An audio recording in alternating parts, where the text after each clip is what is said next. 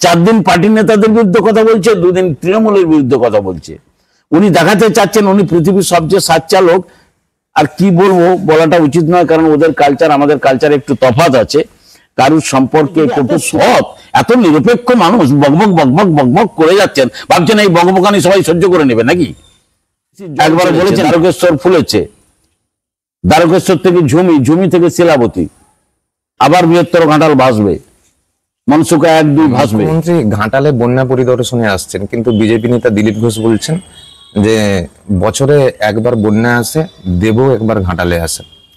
এখন দেখো, দিলীপ বাবুকে আগে তার নিজের অবস্থানটা ঠিক করতে হবে, না ঘরকা না ঘাটকা হয়ে এরকম উনি কতদিন চলবেন আমি জানি না। এখন এরকম চটকা রাজনীতি দিলীপ বাবুর মতো তো আমি করি না। দিলীপ বাবু জীবনে এই প্রথম কোন বন্ধুর অন্নপ্রাশনে, বন্ধুর ছেলের অন্নপ্রাশনে খেতে গেছিলেন, সেই জন্য দুটো চটকা মিডিয়ার কাছে বলে দিলেন। আসলে ও টেকনিক আমি দেখেছি প্রচারে টিকে থাকবে, সে নেগেটিভ হোক আর পজিটিভ হোক, অন্ধকার হোক কালো হোক। আমাদের তো সেরকম করলে চলবে না। দেব কতবার ঘাটালে এসছে সেটা দিলীপ বাবু কি জানে নাকি? দেব ঘাটালের জন্য কি করেছে সেটা দিলীপ বাবু বোঝেন নাকি? আমি যদি বলি দিলীপ বাবু খড়গপুরের জন্য কি করেছেন, 5 বছর এমপি ছিলেন, 4 বছর এমএলএ ছিলেন, কেন এই এলাকার মানুষ ওনাকে ঘৃণা করেন? কেন ওর দল ওকে নমিনেশন দিল না? কেন ওকে শুধু দুর্গাপুরে পাঠিয়ে দিল?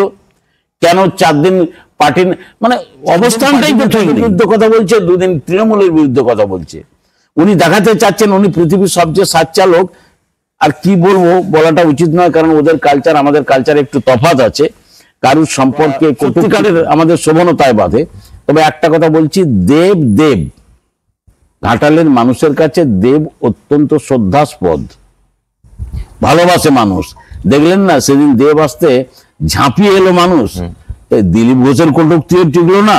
আর ঘাটালের যে বিধায়ক যে কিছুই করেনি, 1 হাঁটু জলে নেমে বলিবদ্ধ পশুর মতো ওইখানে মিডিয়ার সামনে দাঁড়িয়ে, আই এম সরি বলিবদ্ধ পশু বলছি, বলিবদ্ধ সেই বলি দেওয়ার জন্য যাদেরকে রাখা হয় সেই রকম জীবের মতো দাঁড়িয়ে, আই এম সরি আবার ওই ভাষাটা উচ্চারণ করার জন্য, ওখানে দাঁড়িয়ে মানে তাকিয়ে আছে কখন তাকে বলি দেওয়া হবে। চ্যানেল যা বলাচ্ছে তাই বলছে। জীবনে কারুর মুখে না দিলীপ ঘোষ, না ঘাটালের এমএলএ, না বিজেপির কোনো নেতা কারোর মুখে 1 মুঠো মুড়ি তুলে দেয়নি। আর দেব সেখানে রেগুলার তার নির্দেশে ত্রাণ বিতরণ চলছে। আমি তো কালকে নৌকো করে ঘাটালে প্রচুর ত্রাণ দিয়ে এলাম। তো তাতে দিলীপ বাবুর কি গেল এলো, না শীতল কপাটের কি গেল এলো? আমরা তো ওসব করে চলি না। বন্যা কম আছে, তাতেও আমরা ত্রাণ দিচ্ছি। জল ছেড়েছে, দ্বারকেশ্বর ফুলেছে, দ্বারকেশ্বর থেকে ঝুমি, ঝুমি থেকে শিলাবতী, আবার বৃহত্তর ঘাটাল ভাসবে, মনসুকা 1-2 ভাসবে। ওরা কি করবে? একবারও বলেছে ঘাটাল মাস্টার? দিলীপ ঘোষ যদি এত সৎ, এত নিরপেক্ষ মানুষ বকবক বকবক বকবক করে যাচ্ছেন, ভাবছেন এই বকবকানি সবাই সহ্য করে নেবে নাকি? কেন্দ্রীয় সরকার একবারও বলেছেন প্ল্যানের টাকা দেয়নি, অপরাধ করেছেন। এটা স্টেট সেন্টার রিলেশনে আমাদের পাওনা, আমাদের হকের টাকা।